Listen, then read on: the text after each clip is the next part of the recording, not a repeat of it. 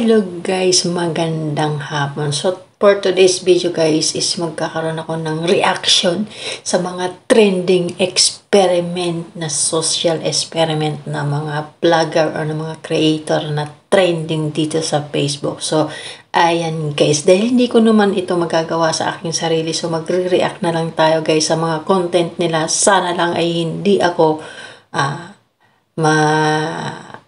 copyright ni Meta. So, ayan, reaction lang to guys kung ano yung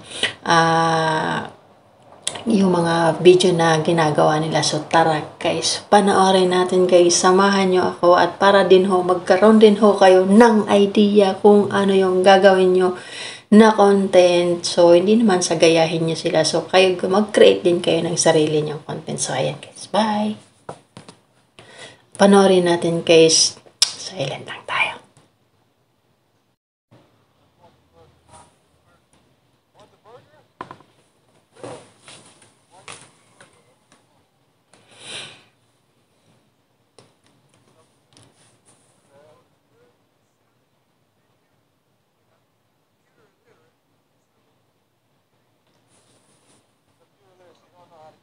Alam mo guys, ito yung mga homeless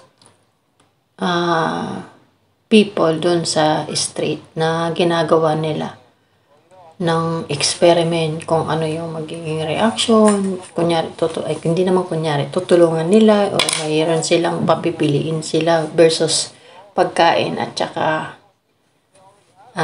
expensive thing. Tapos kung ano yung pipiliin ng mga homeless. Salot ako dito kay Manong, kay Kuya.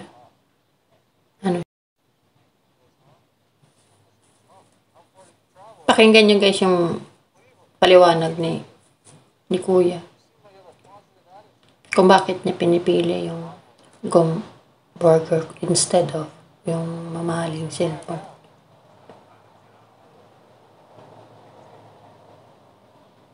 Kasama niya pala yung asawa niya guys na nakatira sa kalsada kasi parang mayroon ata daw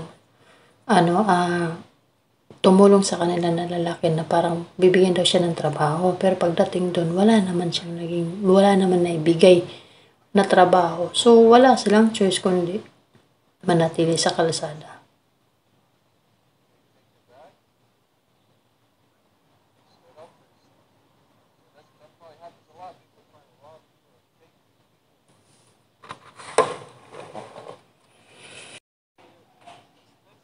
So, alam mo guys, ito yung minsan may mga tao na masarap tulungan, bigyan, kasi para bang alam mo yung feeling na parang pag binigyan mo sila para bang kahit malit lang na value yun para sa kanila.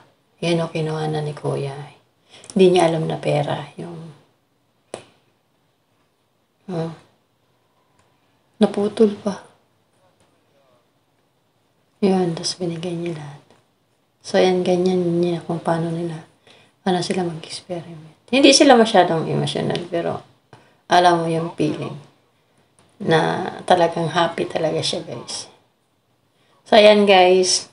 Ayan yung nagtatapos yung So, parang malaking bagay nga sa kanya yung pera na binigay sa kanya ng asawa nila to survive nga sa kalsada. So, ayan.